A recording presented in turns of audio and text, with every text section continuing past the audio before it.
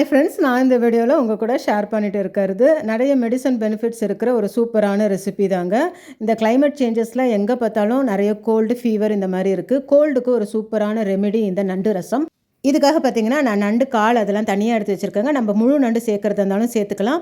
அடுத்து புளி தண்ணியை நம்ம ரசத்துக்கு கரைக்கிற மாதிரி தக்காளி, கொத்தமல்லி சேர்த்து கரைச்சி எடுத்து வச்சுக்கலாம். ஒரு 6-7 சின்ன வெங்காயமும் 2 பச்சை மிளகாயும் எடுத்துருக்கேன். அடுத்து ரசத்துக்கு நம்ம சேர்க்குற மாதிரி மிளகு, சீரகம், பூண்டை நல்லா தட்டி எடுத்து வச்சுருக்கிறேன். நம்ம எடுத்து வச்சுருக்கிற இந்த நண்டு கால் பார்த்திங்கன்னா இதை நான் நல்லா தட்டி அந்த ஓடு உடையாமல் லேசாக தட்டி எடுத்து வச்சுக்கிறேன். அடுத்து இந்த வெங்காயம், சின்ன வெங்காயம், பச்சை மிளகாயும் நல்லா தட்டி எடுத்து வச்சுக்கலாம். அடுத்து ஒரு பேன் வச்சுருக்கேங்க. அதில் 1 ஸ்பூன் எண்ணெய் சேர்த்து கடுகு, சீரகம், வெந்தயம், காஞ்ச மிளகாய் போட்டு நல்லா தாளித்து நம்ம நசுக்கி எடுத்து வச்சுருக்கிற அந்த சின்ன வெங்காயம், பச்சை மிளகாய் இதையும் சேர்த்து நல்லா வதக்கி விடலாம்.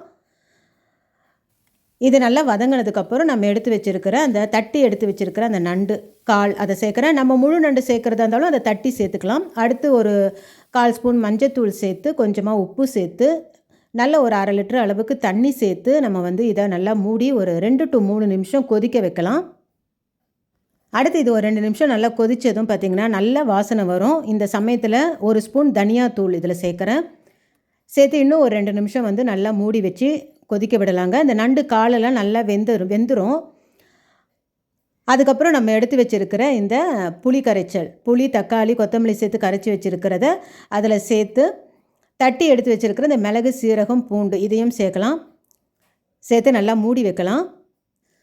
ஒரு 2 to 3 நிமிஷம் நம்ம மூடி வச்சோம்னா நல்ல நுர பொங்கி கொதி வர ஆரம்பிக்கும். அந்த சமயத்தில் நம்ம கொத்தமல்லி தழை போட்டு இறக்கி வச்சிடலாம்.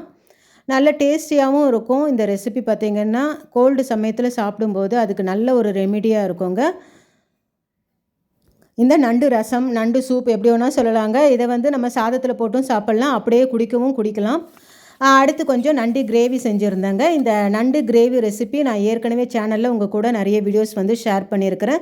நல்ல டேஸ்டியான ரெசிபி. இட்லி, தோசை, சாதத்துக்கு எல்லாத்துக்குமே காம்பினேஷனாக ரொம்ப சூப்பராக இருக்கும். அடுத்து லஞ்ச் மெனுவில் செஞ்ச இந்த ஸ்வீட் ரெசிபியும் உங்கள் கூட வீடியோ ஷேர் பண்ணுறேன். மிஸ் பண்ணாமல் பாருங்கள் ஃப்ரெண்ட்ஸ். இந்த வீடியோ உங்களுக்கு பிடிச்சிருந்துச்சுன்னா லைக் பண்ணுங்கள், கமெண்ட் பண்ணுங்கள், ஷேர் பண்ணுங்கள். மறக்காமல் சப்ஸ்கிரைப் பண்ணுங்கள். தேங்க்யூ.